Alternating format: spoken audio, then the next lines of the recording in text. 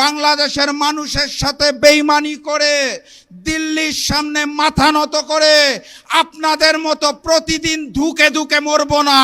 সরকারকে কঠিন ভাষায় কথা বললে তো কালকে আবার বাসায় হামলা করবে।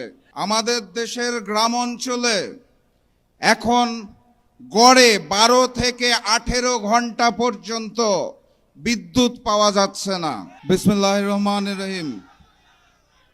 11 দলীয় ঐক্য আয়োজিত আজকের এই বিক্ষোভ সমাবেশের সম্মানিত সভাপতি, সম্মানিত প্রধান অতিথি, মঞ্চে উপবিষ্ট জাতীয় নেতৃবৃন্দ, আমার সামনে উপস্থিত মিডিয়ার ভাইরা এবং বাংলাদেশের মজলুম জনগণ, সবাইকে জানাই সংগ্রামী সালাম ও শুভেচ্ছা। আসসালামু আলাইকুম। আমাদের দেশের গ্রাম অঞ্চলে এখন গড়ে 12 থেকে 18 ঘন্টা পর্যন্ত বিদ্যুৎ পাওয়া যাচ্ছে না।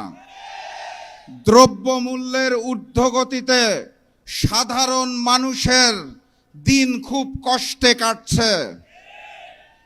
তেলের জন্য যেই লাইন প্রতিদিন দেখতে পাই, মানুষ অত্যন্ত কষ্টে জীবনযাপন করছেন। সেই সময়ে সরকার আমাদেরকে বলতে চায় জ্বালানির পর্যাপ্ত মজুদ রয়েছে। সরকারকে কঠিন ভাষায় কথা বললে তো কালকে আবার বাসায় হামলা করবে। তাহলে সম্মানের সাথে, বিনয়ের সাথে বলতে হবে, মাননীয় প্রধানমন্ত্রী, মাননীয় স্বরাষ্ট্রমন্ত্রী, মাননীয় জ্বালানি মন্ত্রী, এতই যদি মজুদ থাকে তাহলে এত বড় লাইন কেন? এই মজুদ কোথায় রেখেছেন? নতুন হাওয়া ভবন কোথায় সৃষ্টি করেছেন? সম্মানের সাথে বলা হয়েছে তো নাকি? আলহামদুলিল্লাহ।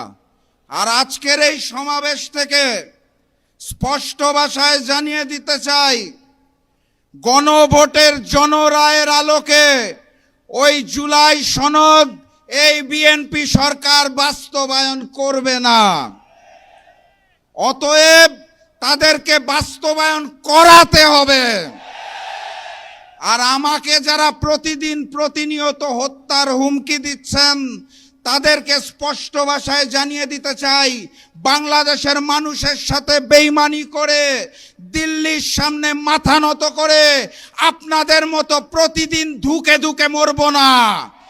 আল্লাহ নির্ধারিত সময়ে মৃত্যুবরণ করব, তার আগে পর্যন্ত ইনসাফের জন্য লড়ব ইনশাআল্লাহ। সবাই লড়াইয়ে প্রস্তুত আছেন? আগামীর লড়াইয়ের প্রস্তুতি আছে? ইনকিলাব, ইনকিলাব, ইনকিলাব, ইনকিলাব। দেখা হবে বিজয়ে। বিজয়ের পথে যাত্রা শুরু জীবন অথবা মৃত্যু। আসসালামু আলাইকুম।